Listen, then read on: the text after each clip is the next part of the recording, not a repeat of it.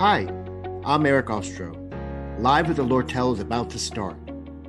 For Season 2, While Theaters Are Dark, we are discussing with our guests their thoughts on the reckoning the theater community is facing for systemic racism and their vision for the future of the American theater. To broaden our perspective, I am sharing my platform with co-hosts from the BIPOC community. We offer these conversations to help us learn and to start the healing process. Good evening, everybody. Welcome to Live at the Lortel. I'm so glad you're here. My name is Eric Ostro.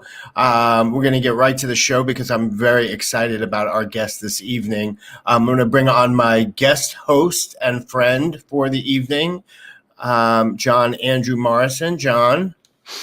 I was making an entrance. Oh, did that work? Was a good entrance. You have to make an entrance because Ryan Haddad is here, and he is vivacious and wonderful and glorious, and I adore him. So you have to be extra when Ryan Haddad is in the house. You know what I mean? Extra on right now. Okay, let's bring him on. Ryan, come on. Hi. Hi. Oh my gosh. Welcome. I feel like I am on national television. You are, baby. You are.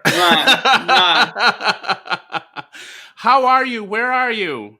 I am in New York. I am in Hell's Kitchen, and I've been here since November after a long stint in Ohio with my family for the pandemic.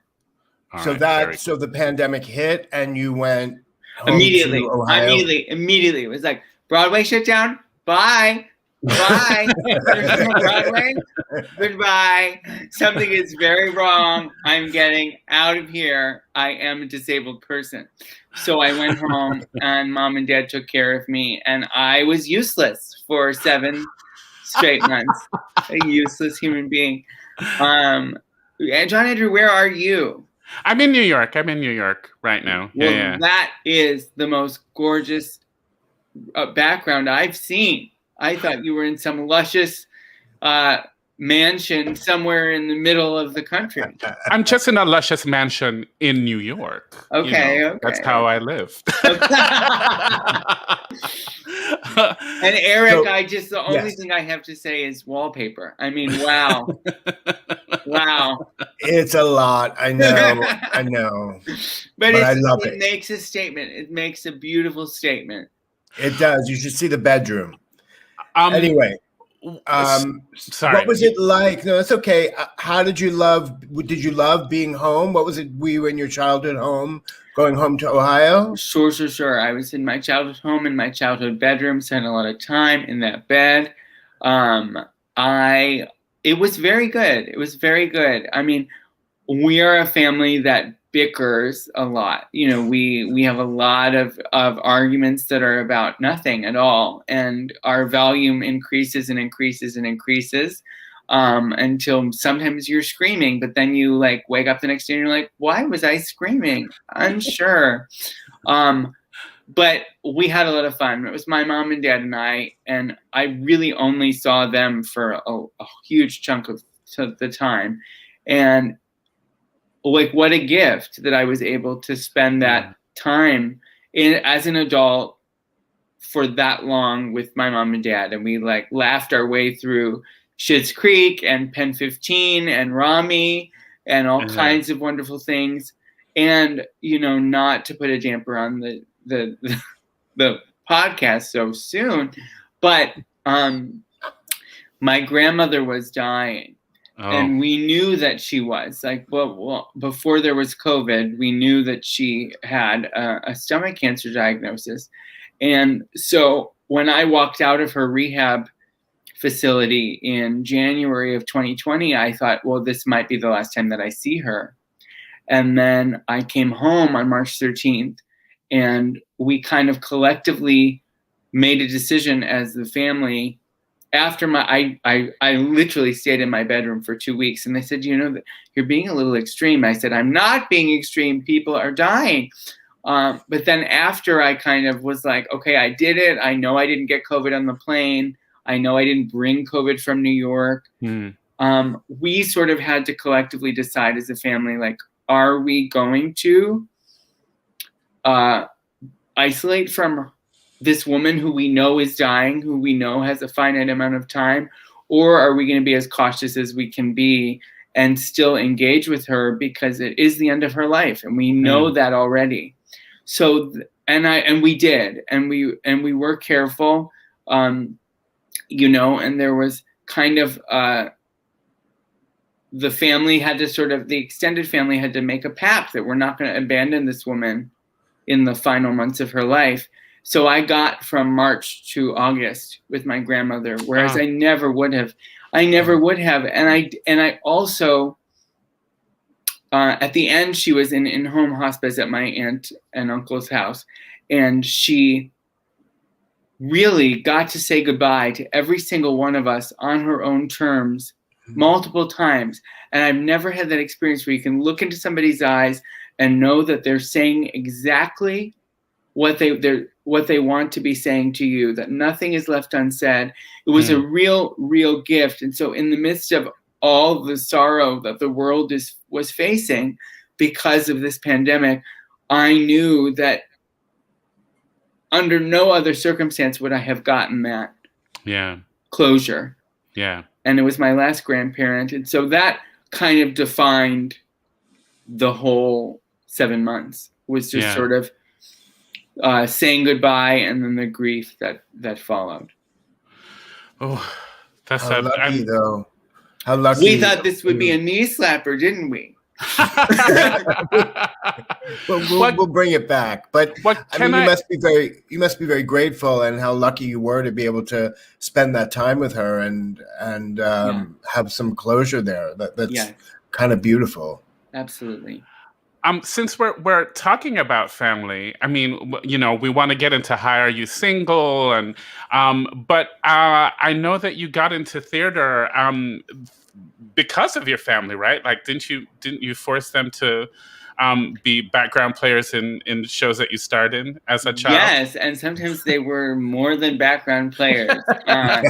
You know, there came to be quite a bit of competition of like, why is she getting the leading role and I'm not? How come this aunt gets it and I don't? And they were quite a cast of characters, the humans playing the characters. They were more interesting. The drama was more interesting of our putting together our shows than it ever was when we actually did the shows themselves. But we did 10 plays in 8 years, starting when I was 5 and ending when I was 13. And they started, you know, with 5 people watching in the living room, and then 15, 20 people watching in the backyard. And then we ended with 100 people watching on the stage of our community center. Amazing. And they were not like at all had an inclination to perform or were even particularly good. I wasn't good. I can tell you I was not good, but it was a real sort of bus and truck kind of like, we're going to put on a show. And they had a lot of fun, and they also like, I brought together like threads of the family that would never have otherwise intersected. And why? What are we doing? We're doing this very gay play for our nephew who we don't know is gay yet, or like we're trying to pretend he's not, or those kinds of things. But it was a really fabulous learning experience because I was directing very badly, producing, starring. I was the props master, and for 4 months before we had a production, I would like put a laundry basket in my bedroom and just drop in all the props that I needed for whatever play we were doing. It was kind of a holistic teaching experience with a bunch of teachers who had no business teaching me about theater. What were some of the shows that you did? Oh boy. Well, we started with Snow White and Goldilocks, and then we did our like Lebanese American version of Brandy Cinderella that had no amazing songs in it except for one, which was not from Cinderella. It was the Falling in Love with Love, which is from Boys from Syracuse. It was the only song we put in. And we did You're a Good Man, Charlie Brown, we did a couple of original plays that I wrote, or not original, but like I wrote plays. Nice. And then we did the radio play Sorry Wrong Number I think it was from 1946, and then the movie was 1948 with Barbara Stanwyck. And then we ended with Our Greatest Failure, which was All About Ed, an adaptation of All About Eve, in which I played All Ed. About Ed. And it was terrible. It was a terrible experience. And then the finale was Andy instead of Annie. And I played Andy as a 13-year-old with a mouthful of braces on my teeth, leg braces on my legs, and a red button down instead of a red dress. So we called it the Haddad Theater.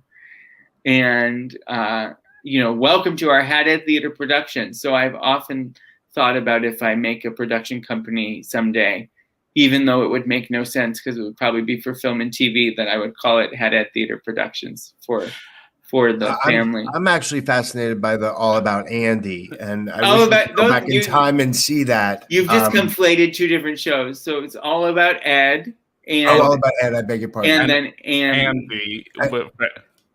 Well, speaking of which, I was reading up a lot about you this past week, and I love that, you talk about that you thought you were going to, was it a community production of Annie that you did, and you thought you were going to play Roosevelt, but instead, the director wanted you to play Daddy Warbucks as well as playing Madame Artfelt in A Little Night Music. Can you talk a little bit about the experiences of that? Sure. So I love that. They were so there were different points in my kind of progression as a performer. I had been used to being typecast all through sort of middle and high school, including the community theater that I was doing. I was getting some nice roles and I was having a lot of fun, but I was always playing the older person, the old man, the person, someone that the walker would fit. And that was the difference between me doing the shows with my family, in which like I could play whatever I wanted, versus being amongst other mostly non-disabled people and having to sort of fit a mold or fit as part of a story that somebody thought was the appropriate way. So in my senior year of high school, I see that the community theater where I had done most of my work was doing a youth production of Annie. And I just assumed, because of track record, that I would be put in the role that was most suitable for a person with a walker, which would have been FDR. And I went in and I was like, you can give me the part of FDR, but if you do, I'm going to want to try to, do double duty and do my high school show as well as this, just so for scheduling purposes. And then I think I sang No More from Into the Woods, which was unsubtle way of being like, I can be a dad. And then we did callbacks, and then I got a call that I got it. I got Warbucks instead of FDR, and it was completely shocking. Just because I had basically, by the time I was a senior in high school, I was like, this career is not going to work for me. This acting side of things is not going to work. So I need to be a director or a playwright, because the world is not ready for the theater star or the musical theater star that I grew up believing that I was. And then I get this call, and it was like her name is Kate Michalski, and I love her dearly. She is extraordinary actress herself, and I think this was one of her first directing endeavors, at least locally in Cleveland.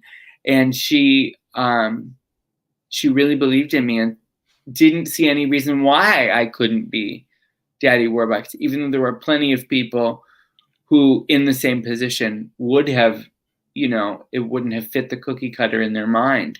And so that was exciting. And then about 3-4 years later, I'm a junior in college, and the theater department is doing like a so-so roster of plays. And then the music department, which I wasn't really a part of because I sing, and I sing nicely, but I'm not a singer. I'm not, Mr. John Andrew Morrison singing periodically over here. So I wasn't part of the music department, as it were.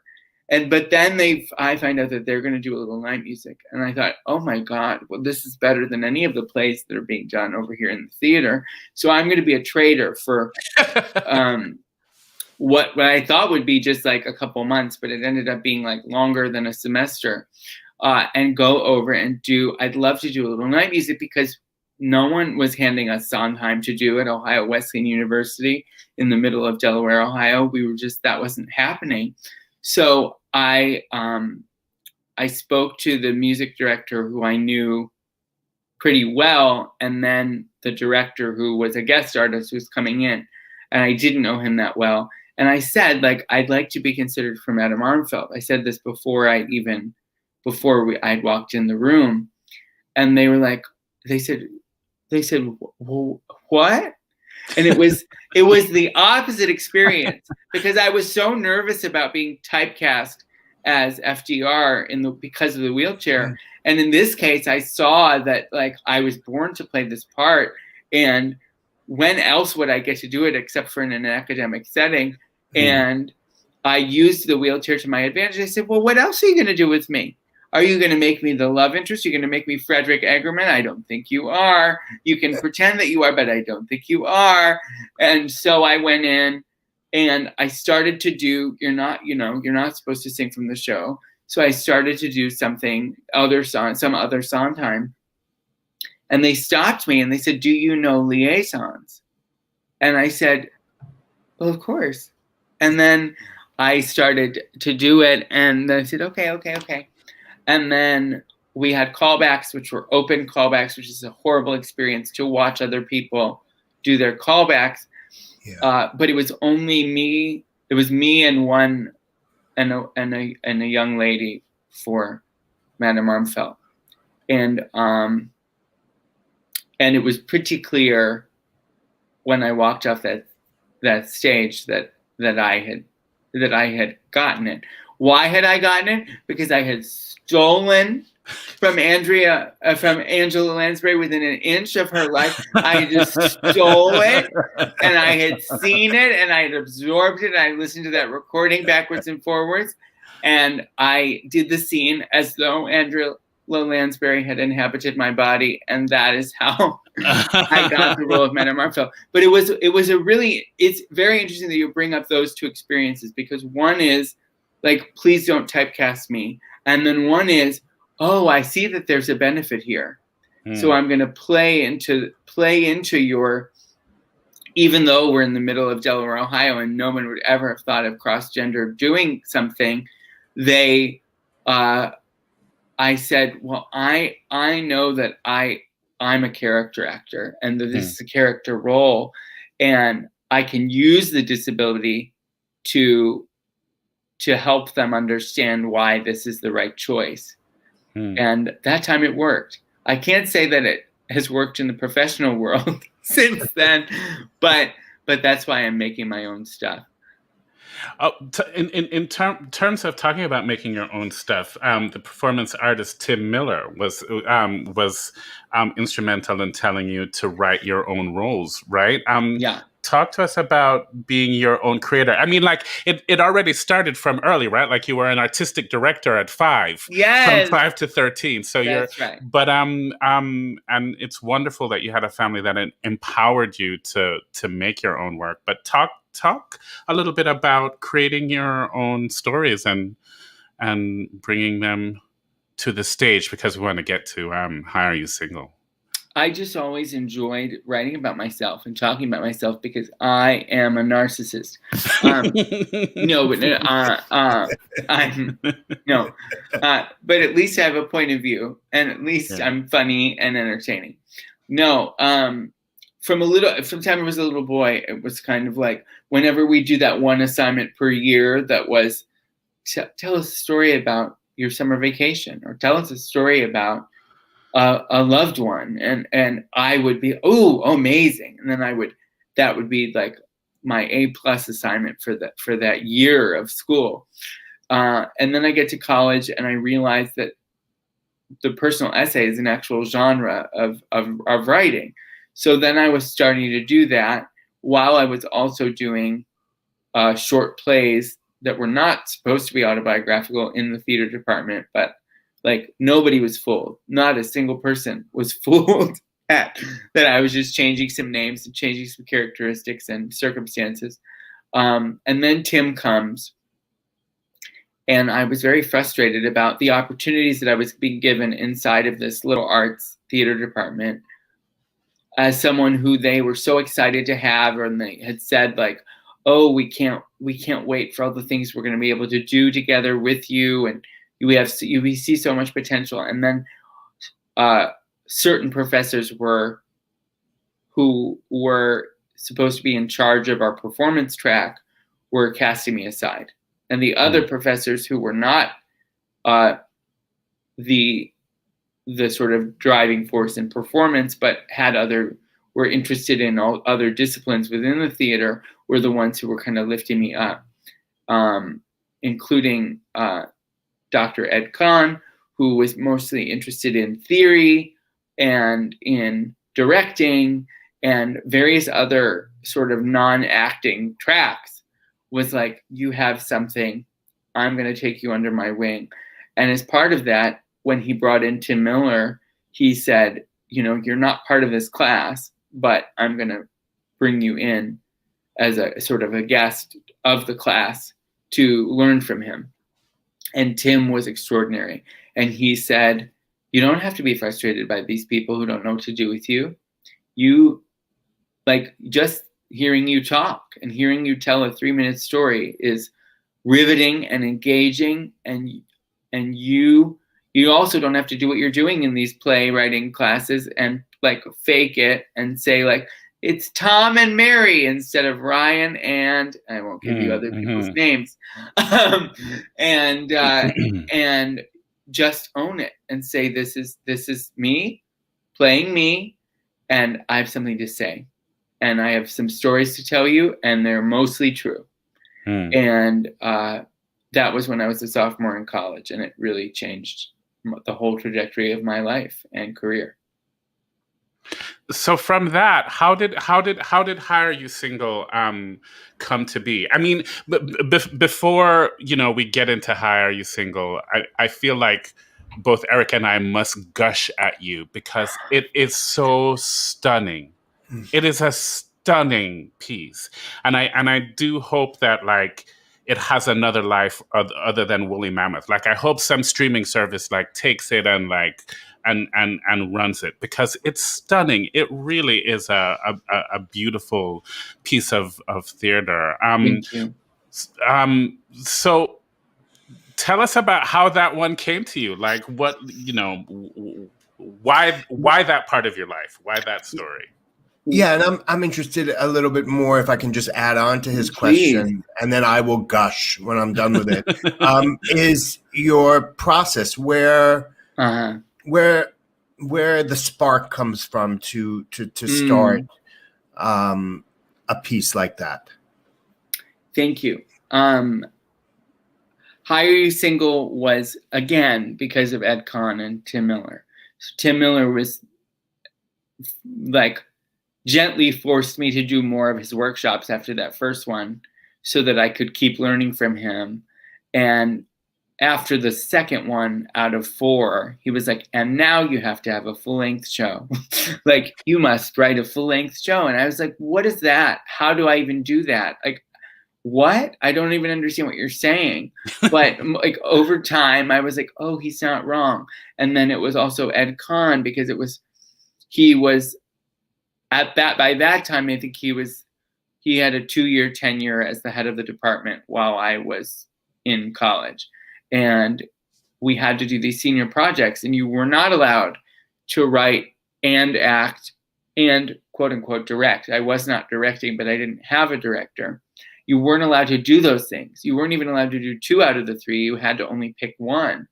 And he and the playwriting professor, Bonnie Gardner, both were like, well, we better break the rules because this kid's got something. And if we break the rules, we can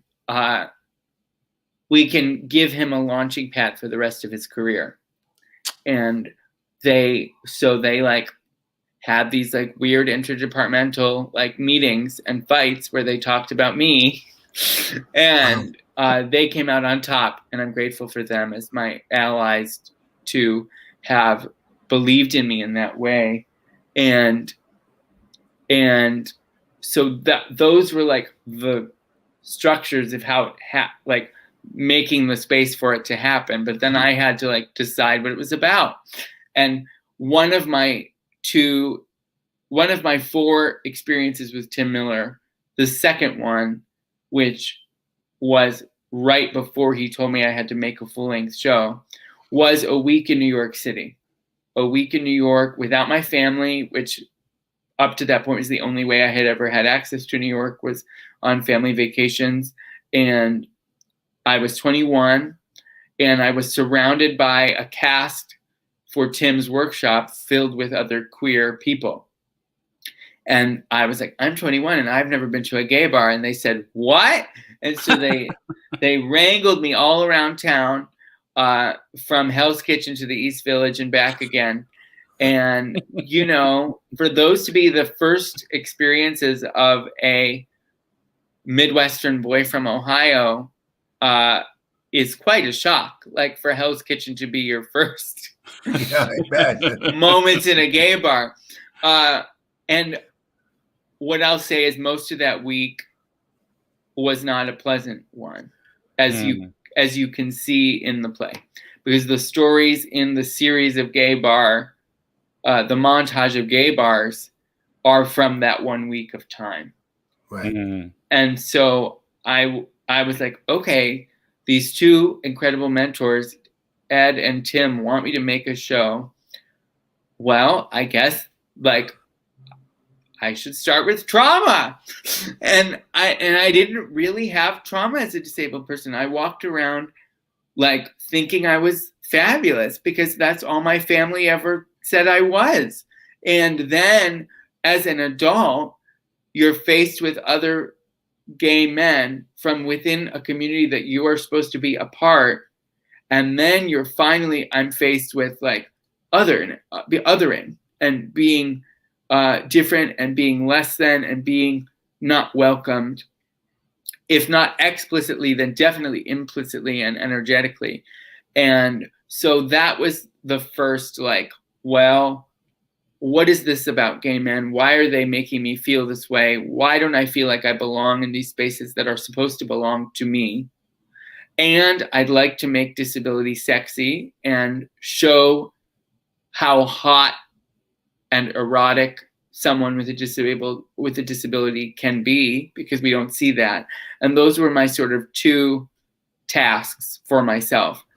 And then as I developed it over a couple of years, I started to have the experiences of what is the last third of the play, which is where I'm rejecting other people. Mm-hmm. And I realized these are not unrelated. These are not unrelated events. And in order for me to tell a story that is full and truthful, I have to do my own investigation of my own shit. Yeah. And so that was how that show came out, sort of in 3 parts. And then to answer the question, Eric, just about process in general, mm-hmm. You know, I no longer have an undergraduate incubator to build a show before anybody ever sees it. So there are traditional sort of readings and workshops that you do, and everything feels like an audition. Even if a theater loves you and wants to support you, like you still know that, do you like it or you don't like it? If you don't like it, the show isn't going to move forward. And so it's it's the traditional playwriting model in the theater, which isn't the greatest. It doesn't always feel great because I get up there and I'm trying to be really vulnerable and really honest, but I know that like there are 3 artistic directors or 5 artistic directors, or not even like literary managers who are the gateways to the artistic directors, who, if they like it or not, or if it's too early in process, they will say like, I don't think this one is it. So you have to sort of make your own. You have to make your own incubators and not depend on other people. Because even when I'm making my own work so that somebody doesn't have to give it to me, at the end of the day, I'm still waiting for somebody to say yes. Mm-hmm. And I did hire you single for 5.5 years before Maria Goyanes at Woolly Mammoth said yes. And it's not lost on me that this is Live at the Lortel, an off-Broadway podcast. And I've never been off-Broadway. I've never had a production of mine in New York. I've had performances of the show and other shows in New York, but they've all been really kind of self-produced and auditions in and of themselves. And so, John Andrew, what you said about hoping it has a life beyond Woolly Mammoth, I'm so grateful for. I was like, well, this play is about me being 23 years old. And then I'm getting older and older and older. And we're like, okay, we have to scrap that now because there's no way that you're 20. No one's going to believe that you're 23. But the story still matters to me, even if that is a period of my life that is past. And I do want it to have more of a life. So I'm hoping that not only are we we did the filming, but that we'll go back to Woolly Mammoth and do it live when audiences are. I mean, that is happening. Like, I know that there will be a live performance at production at Woolly Mammoth. And then I just want, if any off-Broadway people are listening to this off-Broadway podcast, hello, I'm here and I have a story to tell. And I'm just there's a point at which you like, everyone knows your name. Everybody has read the shows or has read the show or the series of shows, and they love you and they want to be the one to support you, but not yet. And then you get to a pandemic and it's like, oh, well, I think I'm going to be hearing not yet for another 10 years because they're going to keep talking about this pandemic like it's new, even though it is not new. And then I'm going to stop talking. I promise. I know this is a monologue. I just want to say, I know Michael R. Jackson is not here, but his story of having developed a strange loop for 19 years, 19 years, is really heartening and makes me,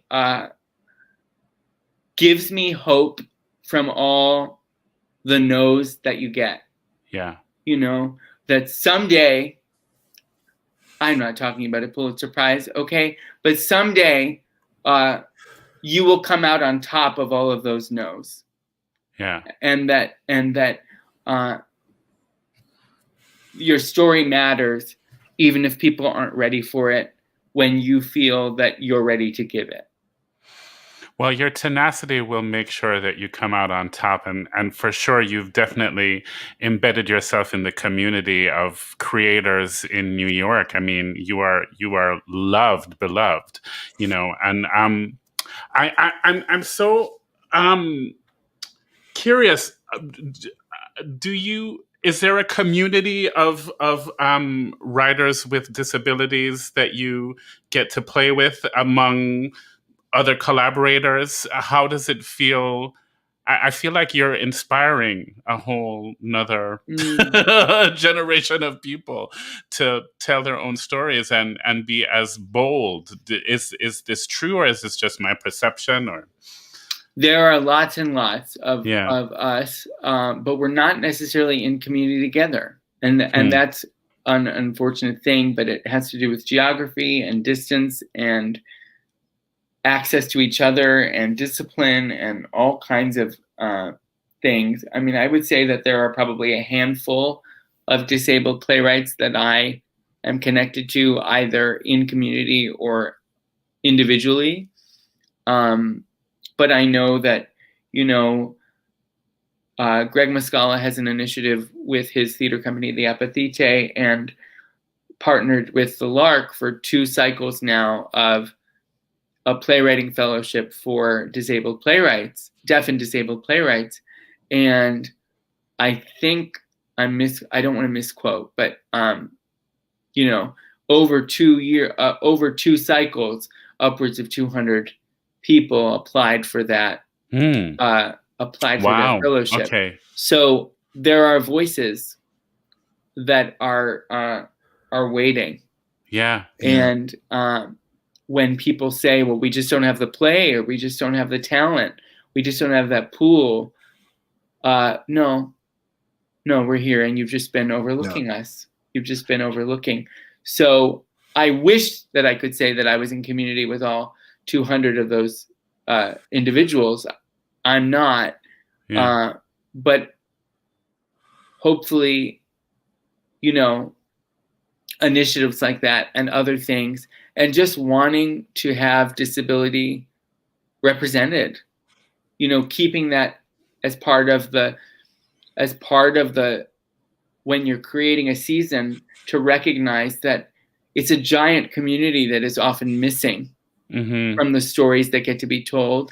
Right. And even when it isn't related to the story, there are a dozen ways that you can bring on disabled talent to a project.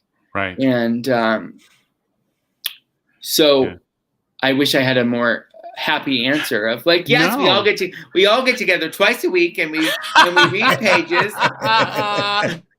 No, but I mean, that's what diversity and inclusion looks like, right? Like, it's not just people of color, it's people with different abilities and disabilities. And so I'm glad that you're speaking to that and yeah. And speak more. And it's the intersection of those things. And I think one of the things that we as a disabled community recognize that we need to address is that it is not either or. A lot of the leaders in the disability theater scene are white, but to only view disability as that is to erase all of the people who are not, and to erase intersectional experience.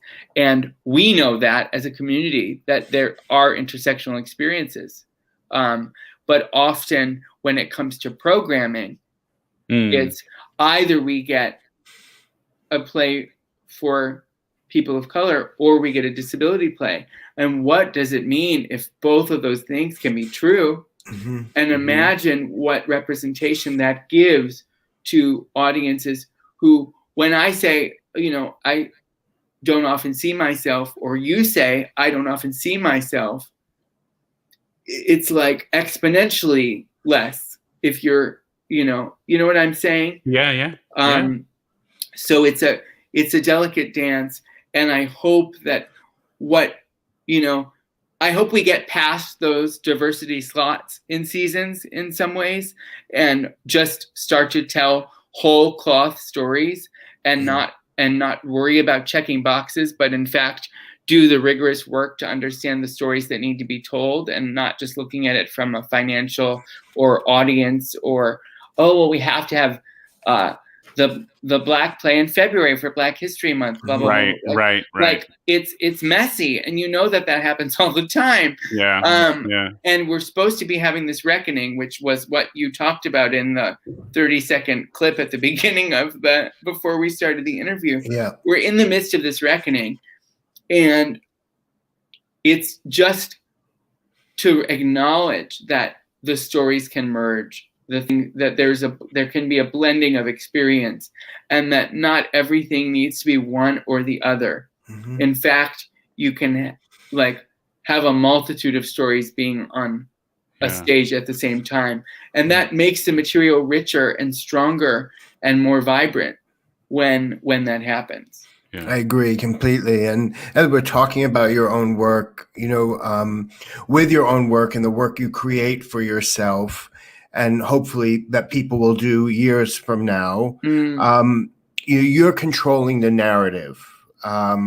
Yes. But do you find that the industry is shifting either in theater or TV and film, or with disabled actors? Are you finding a shift? Do you feel it? I mean, you know what I'm saying, because you're controlling it as you're writing it, but the people who, you mean the people who make the decisions? Correct. And the other writers in the rooms and TV and film and that are not you. Right. So, this is big.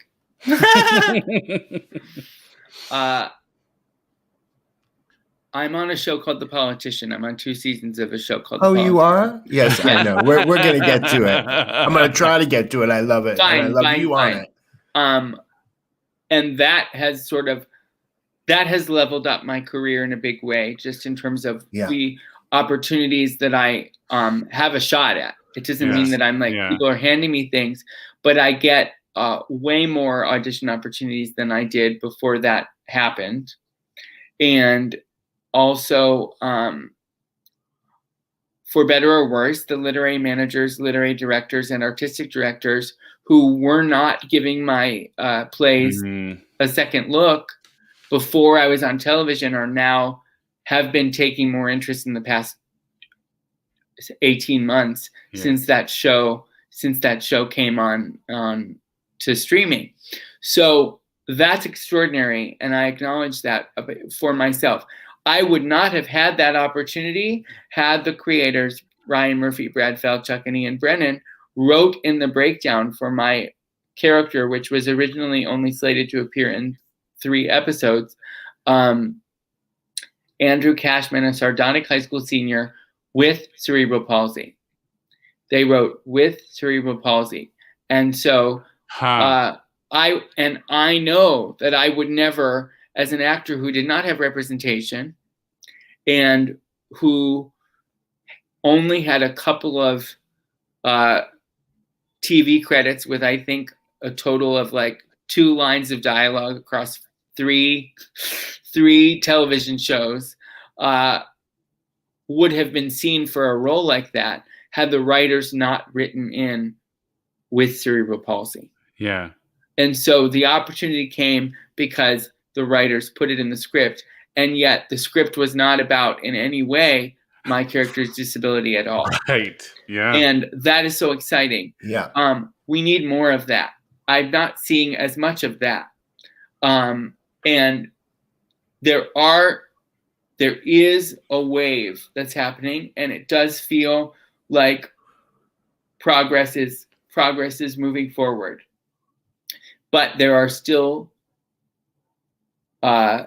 shows on major networks and movies done by major studios that have non-disabled actors in disabled roles, which is not only diminishing representation and making it inauthentic and making it be like, I get to play disabled and maybe I'll get an award for my brave performance. Right. Also, you're denying an actor of food and rent and healthcare and livelihood and the ability to support themselves. It's literally perpetuating employment discrimination for disabled people to do that kind of thing. And that doesn't even begin to talk about the situations where I'm a perfect candidate for the quirky gay guy or the malicious nerdy villain or things like that aren't written to be disabled. And I have a wonderful manager who puts me forward for those opportunities. I have lots of casting directors who now want me to be seen for those opportunities. But then you get to the creative and executive tier who make the decisions, and they can't reconceive a character that they didn't put disabled on the page to then maybe have a chance for this. Oh, I really like that. I'd like to see him do that again. I'd like to call him in for a test or a callback. Those things, as dreamy as they sound, are not happening. So that's hard in terms of film and TV. Also, I think in terms of theater, because we're really not being called in unless the role calls for disability, or if the director or playwright has a very specific vision to include disability. And then sometimes I watch a play in New York in the 5 years that I lived here before a pandemic hit, and I'll go, it seems to me that that's a disabled character. They don't call the character disabled, but the character sure looks like they're disabled. They have a walking stick.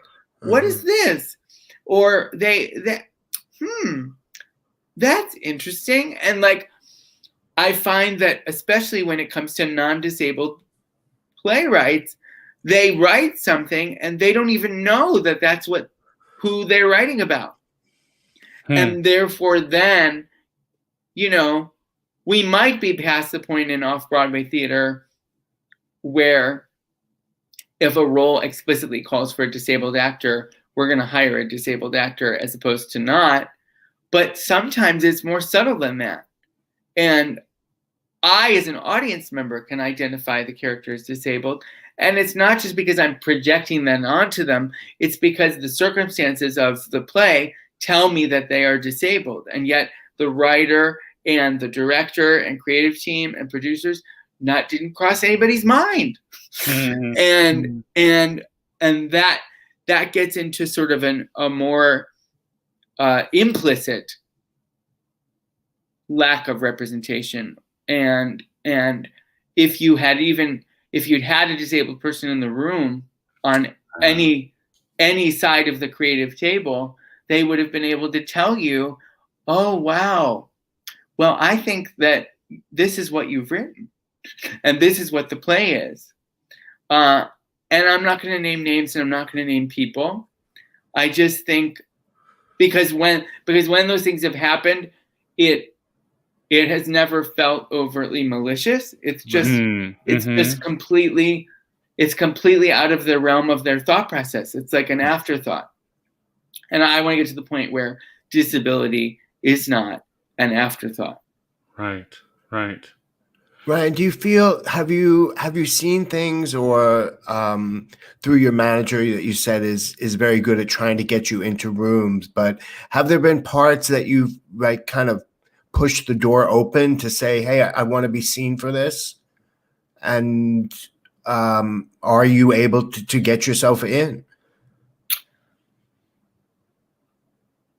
I've learned over time. There was when I came to New York in 2015 and 2016, there was a real sort of internal among casting directors, a period where they actively took the time, the Casting Society of America, to learn about us. And there had been people fighting for that conversation for decades before I got to New York.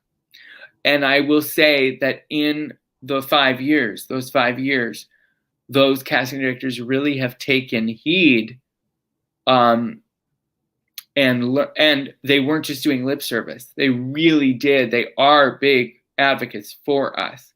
So the obstacle for me, as somebody who's recurred on 2 seasons of a successful television show, have not been, I'm not able to get seen after that point, because the casting directors are more than willing to see me. Yeah. It's a matter of, can they convince the people who make the shows to reframe the character that they've written to accommodate a disability. But honestly, like, if I'm in the role in my walker, it ain't going to change your story that much. It really is not going to change your story that much. Right. In fact, it might make your story more interesting. But I recognize that not a lot of disabled actors have that privilege because they don't often get the chance to recur on 2 seasons of a successful television show. Right. And no one can land TV auditions if they don't have some credits behind them, because that's just the system that we are in. That's correct. So yeah. I mean, I think it's so short-sighted in a way, because like what a celebration it would be to have you on a show. I mean, like the demographic of people who would watch and who would celebrate your show just increases by inclusion, right? It's, rather than going, it's too hard or it's too difficult. And it means something to people. Like there's a wonderful actress who's on the reboot of The L Word. And she said that literally just seeing the image of me with my walker on screen was like earth shaking to her. She'd long, let go of her own walker and had moved on to a different form of a mobility device. But like just the image was so powerful. And then and look, I'm thoroughly Midwestern American. I am of Lebanese descent, third generation. I've never been, like, my great grandparents came over from Lebanon 100 years ago, right? And I have Lebanese on both sides, but I don't necessarily feel like I've never been to Lebanon. I don't have the experience of that.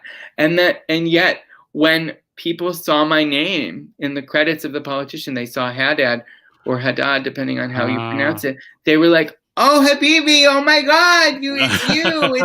And I was like, I just showed up, and to play this bitchy character, I didn't recognize that I am also providing representation to a whole other part of the world to which I have never been, right? And that is significant. Oh, wow. So it's really when you're going in and just doing the work because it's a job and you have to do your job, you can't really digest the ripple of the impact is going to have. And I want more of that, not only for myself but for my colleagues who are both the ones who have been fighting the fight for 30 years and the ones who are little kids who just want to try the thing they love. Mm-hmm. And I don't want them to get to college and say, well, I don't think I can act because it doesn't seem like it's realistic for me. Mm-hmm. I want them to fight for what their dreams are. Yeah. Because nobody's going to fight for your dreams harder than you. I have a question from the audience, from Lucia. How have you coped with the theater shutdown? And can you see a light at the end of the tunnel? Thank you, Lucia. Thank you. Thank you so much for watching and listening. Oh, my. I mean, it's very hard. I mean, coping was number one, exiting. As soon as the theater shut down, I was like, running hard. Yeah. I'm getting out. There's no purpose for me to be here. There's no purpose. Okay, sorry to the vegans and the vegetarians, but 2 days before Broadway shut down, I walked into Trader Joe's and there was not a single piece of meat available to purchase.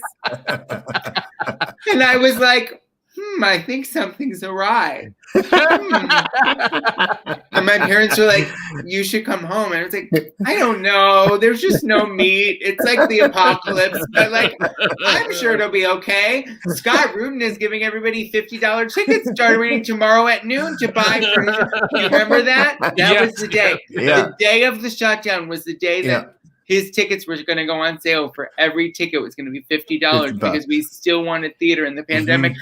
And I was going to buy a ticket. I was like, yes, I will see that show that is too expensive for me because it's going to be $50. And then we got wind that the usher at Virginia Woolf had gotten COVID, and then it was Moulin Rouge, right? And then it was over. Yeah. And as soon as it was over, I was like, well, it's been announced. I'm getting on a plane tomorrow morning. Thank you so much. So I fled. And I fled for a lot of reasons. But like my entire social life was going to see plays. Right. I had nothing. There was people were like, what are your favorite hobbies? I was like, I don't have one because I'm an actor and a playwright. And all I do with any free night that I have is go and see plays. Yeah.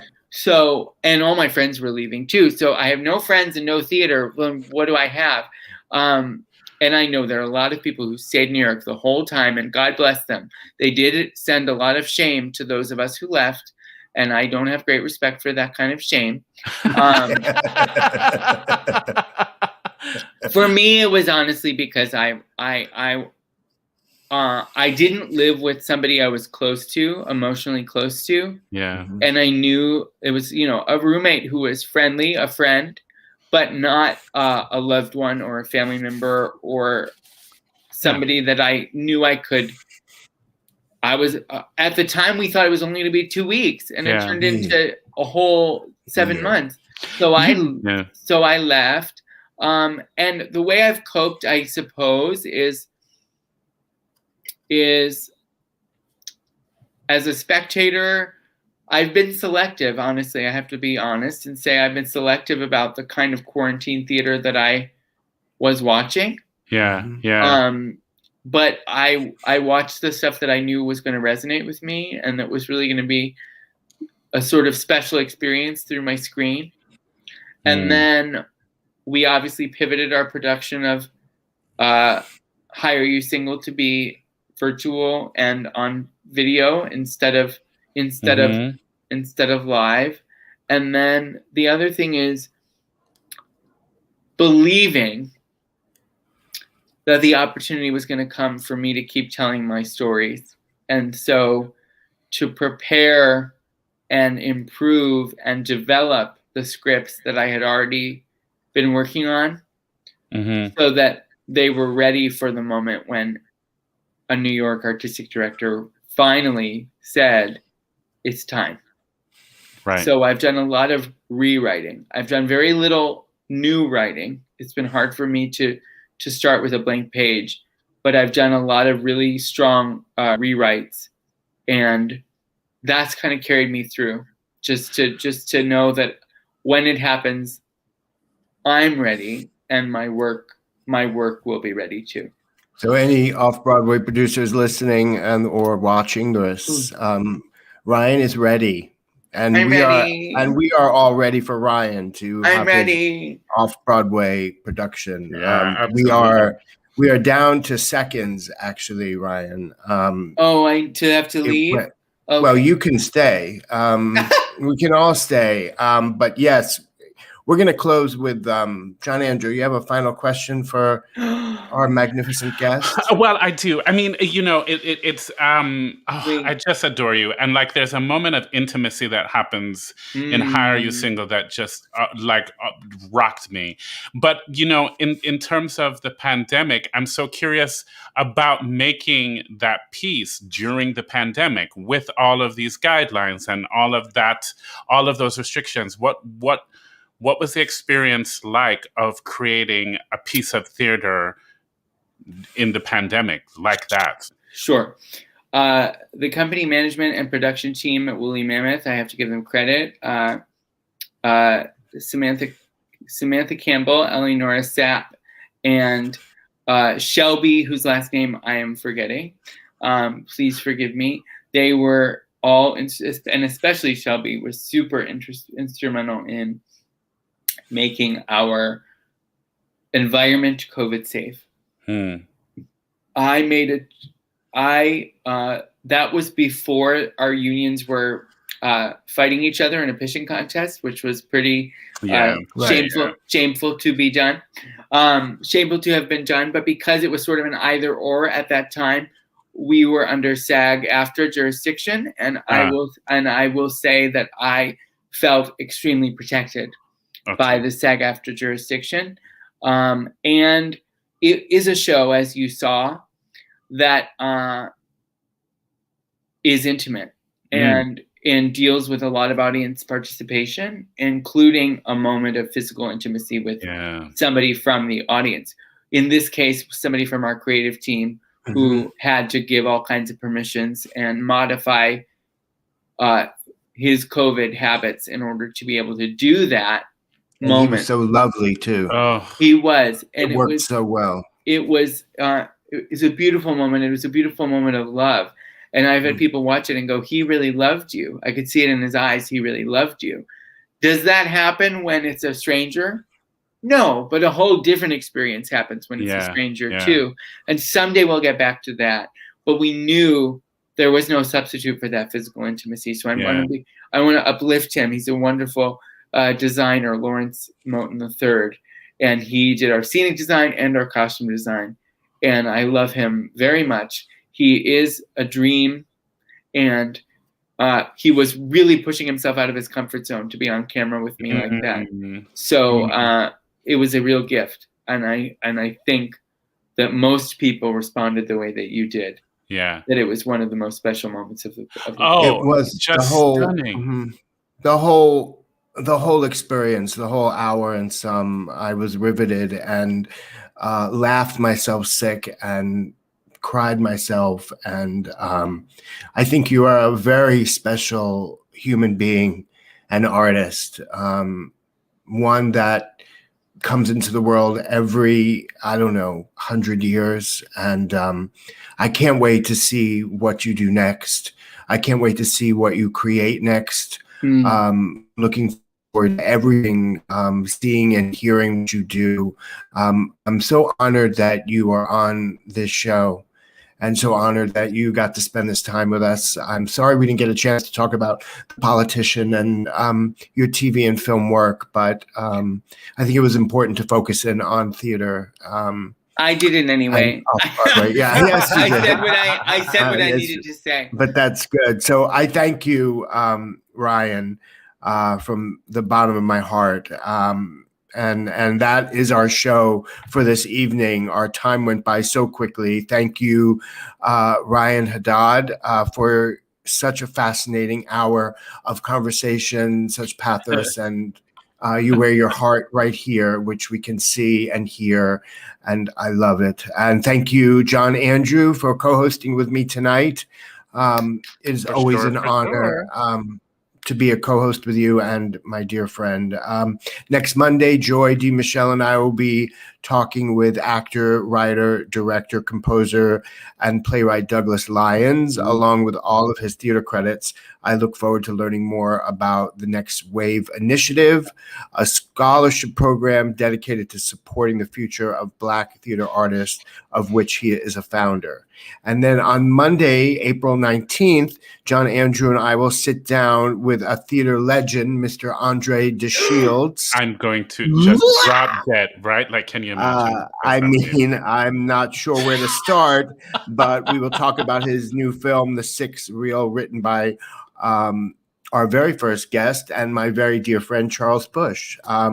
We hope you enjoyed our show. If you did, please like the video and subscribe. For news about upcoming guests, you can follow us on Instagram, Facebook, or Twitter.